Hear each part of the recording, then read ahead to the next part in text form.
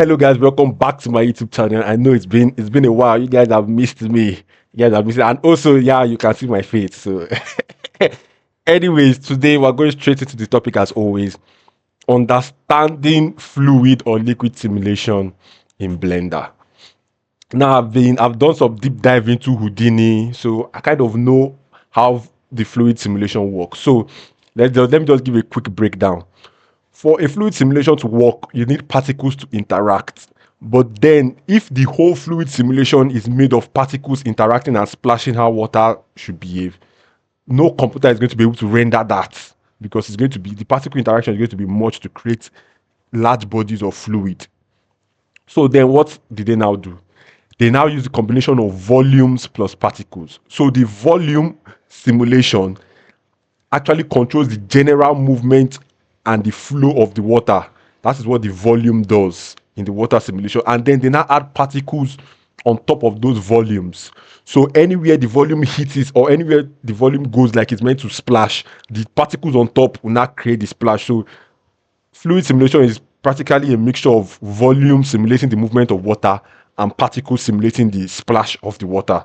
So with that in mind, I'm not going to redefine or break your mind on how actually fluid simulation works in Blender. So let's just set up a quick fluid simulation in Blender. Here we are in Blender. So yeah, this is your basic fluid simulation. If we play, you can see it's reacting how fluids are meant to react. So now when we click on the domain in Blender, you see this resolution division. This resolution division actually controls the resolution of the volume, not the amount of particles, the resolution of the volume. So this tiny box you are seeing here is how big an individual volume is. And then, so when we play this simulation, let me show you guys something. As we play, just watch. You can see what I told you at the beginning. This box controls the general movement of the volume, and then the particles are on top to help simulate the splash. So that's what we're getting. So this resolution division controls the volume.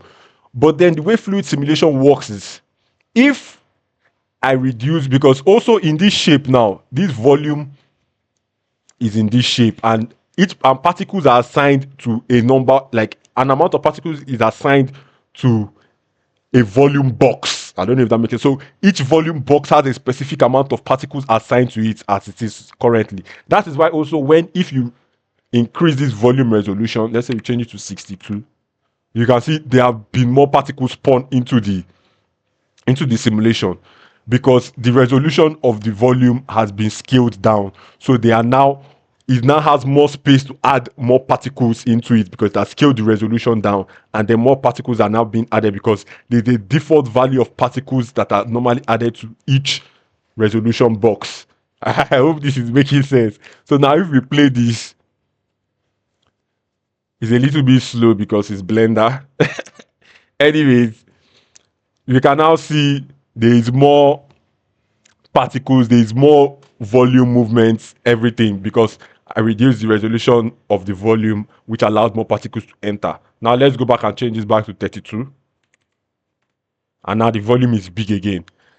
Now, if we scroll down here to this liquid, flip method, flip ratio, how flip you want it, system, whatever, particle radius, and then sampling. Particle radius determines how spaced out your particles are, but this basically mostly affects your meshing. You don't, and your simulation really don't really mess with this that much. But then sampling you're seeing here is how many particles per what they call it, resolution division, I think. So that is, let's just say that is, we will have 2 particles per resolution of the volume. So this sampling, if we increase it, bam, you can see more particles have spawned into the simulation. You can see more particles have spawned into the simulation. And this is on 4. And so let's play. You can see we get more particle splashes with less of a resolution. And this is the technology that should I say people like Houdini and Liquid Gen uses is that the actual resolution size is not the actual amount of particles. So they can simulate like a kind of low res volume that works and then have high amount of particles to create the splash and whatever. And that's why also it runs faster than in Blender, basically.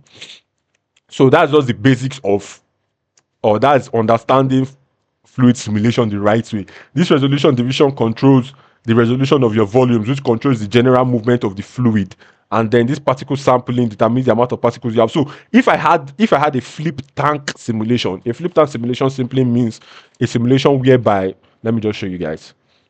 So a simulation whereby the the body of fluid is like a river. Let's just say a river, a body of fluid. That's a flip tank simulation. So let's do this. Let's bring this down. So now this is it. This is generally a flip tank simulation. So we have to change this to geometry so it doesn't keep adding into the simulation.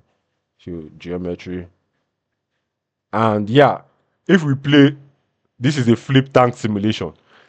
Now, if you wanted this simulation to have splash, you understand what I say? If you wanted splash, normally what you would have done in Blender is instead of increasing this sampling and whatever, you would have gone to increase this resolution division, thereby making the whole simulation have more resolution. But you don't really need that. We already have the flip tank. We want the general movement of the water and then we want splash. So we actually need more particles than volumes. I don't know if that if that makes sense. So if we wanted splash, you have more particles. And let me see if I can animate a small box to kind of splash, because getting splashes are kind of hard. So let's say I. So let's see.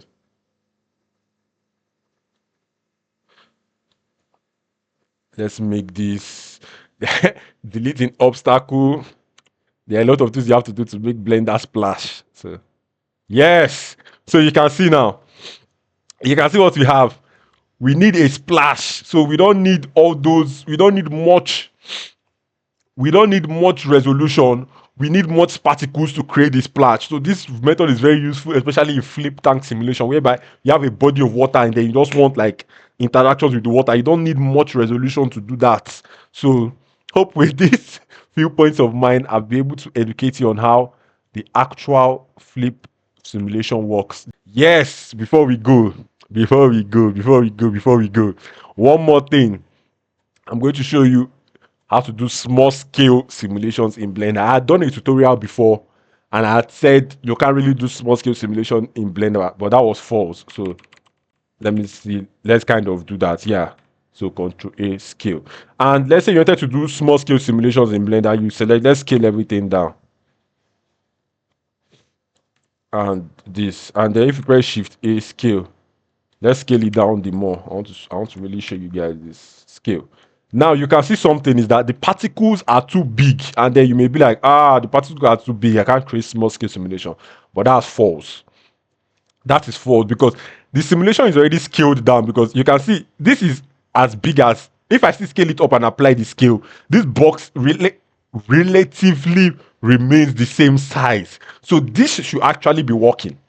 But what we are seeing now is that the actual particle size, the viewport display of the particle size is too big.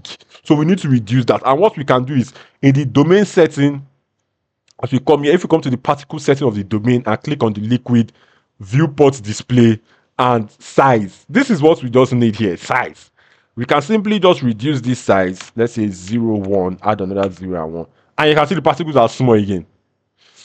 So this is what you can use for small scale simulations in Blender. It's not like the simulation, it's not like because the particles are too big. It's just that the particles visual size are too big because of the scale at which it is. So if you reduce it, you can get small scale simulations in Blender. Small scale fluid simulations in Blender. It's not that hard. So yeah, yo, this is me from the future, and I forgot a very important information to give you guys. So let's say you have done like your flip tank, or you have done this method of using low resolution volume and more particles for splash. There's now something very important for you guys to know. If you come here and then you now want to bake the mesh of the simulation, you now want to bake the mesh of the simulation. There's something very important to know because when Blender is baking the mesh, it uses the what they call it. It uses the size of the volume to actually bake the mesh. So right here, we can see that upres factor. So this upres is like how many times. So let's just read it. Let's just read it actually. Is scaled up. So this mesh simulation is scaled up compared to the base resolution of the domain. So this is currently on 2. So that means it is 2 times the base resolution of the domain. So with how low res the domain is, your meshing is going to look whack because your meshing is going to be low res. So how we can combat that is, let's say we have 32 now, and then this upres factor is on 2. So let's bring up a calculator. So that's 32 times 2. And that will give us 64. So when you mesh it, it will be as if you use the resolution of 64. But then normally to have a good resolution this thing, we need something like around 100 plus. So if we change this, so if it's 32, how do they clear calculator now? Okay, 32, and we times it by, let's just say 6. You can see we get 192. So this is very important when you are meshing. You have to increase this. So let's say we increase this to 6. You can see it just automatically comes back to the body of the fluid because you have scaled up the resolution now. It's now whatever this base resolution of the domain is, this 32 times 6. So it's as if the resolution you put here is 160, whatever we got on the calculator. And then to make it come closer to the particles, we can just reduce this. Don't reduce this too much. We can reduce this to like 1.6, and then you're good.